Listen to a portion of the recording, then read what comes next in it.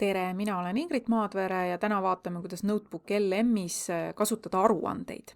Et me oleme siin just stuudio uurimisel parasjagu pooleli ja jällegi valin siis välja, mille kohta ma tahaksin siis seda aruannet teha, ühe allika või ma võin isegi proovida praegu 2 valida. Nii, ja klõpsan aruannete peal.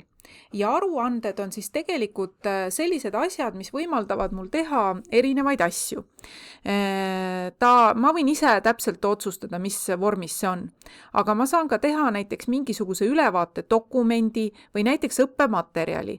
Ja kui ma nüüd valin siit mingisuguse asja välja, siis ta hakkab mul seda aruannet siia genereerima. Nii et ta ütleb, et aluseks on 2 allikat ja hakkab genereerima. Aga kui te panite nüüd tähele, siis tegelikult on siin ka olemas selline väike pliiatsike, et kui ma nüüd pliiatsi peal klõpsan, siis ma saan jälle nüüd öelda, et mida ma tahan. Et näiteks siin ongi, et eesti keeles vaikimisi ja näiteks mida ma soovin. Siin on see küll inglise keeles, aga ma ütlen, et näiteks lühike blogi postitus, kus on 3 põnevat fakti materjalidest. Nii, ja võin siis öelda niimoodi, et genereeri ja ütlen talle siis ise, et kas ma siis annan talle siis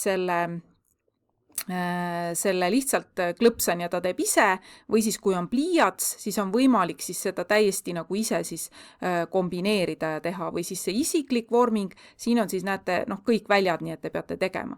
Nii et ta põhimõtteliselt loob nagu nendest materjalidest natuke teistsuguse materjali, mis siin on, nii et kui mul üks sai siin valmis, teeme selle korra lahti, study guide, näete, ta tegi viktoriini.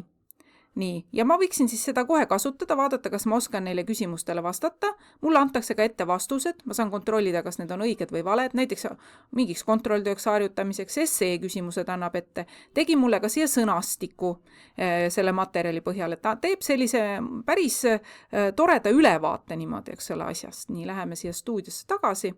Nii, selle blogipostituse osas näete, võib jälle võtta see natukene aega, oleneb materjalide suurusest ja kuidas tal see parasjagu läheb. Ma teen väikse pausi, tulen tagasi siis, kui see on valmis.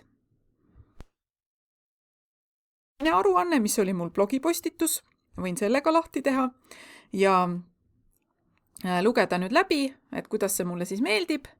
Et päris pikk tuli, vajadusel võin lasta tal seda veel lühemaks teha või siis kopeerin kohe ära ja tõstan ta siis sinna, kuhu ma siis tahan seda tõsta. Nii et, ja kui ma neid enam ei taha, siis alati siin 3 pealt saan ümber nimetada või kustutada. Nii et selline hea võimalus.